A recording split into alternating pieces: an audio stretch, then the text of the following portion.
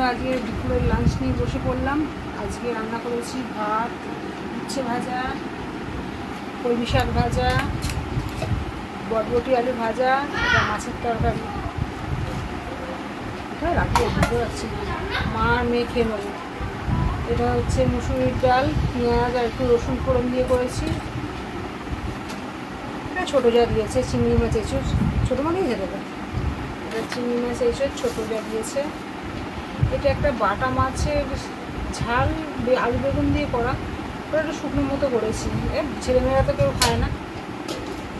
ছোটোবাবু গেছে আজকে বড়ো কাছারি ফিরে দিতে, আর বড়োবাবু অফিস, দাদাভাইয়ের অফিস।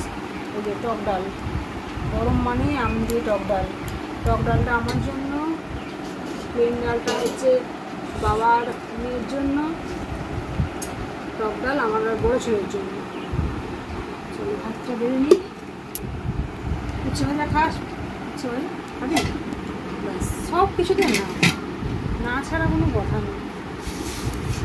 বেশি না, এইটুকুই আইটেম। আজকে কী হয়েছে একটু গুছিয়ে নিই, সুন্দর লাগবে।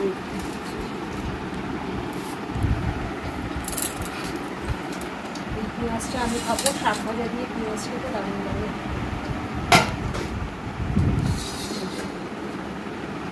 পেঁয়াজটা খাবো আমি,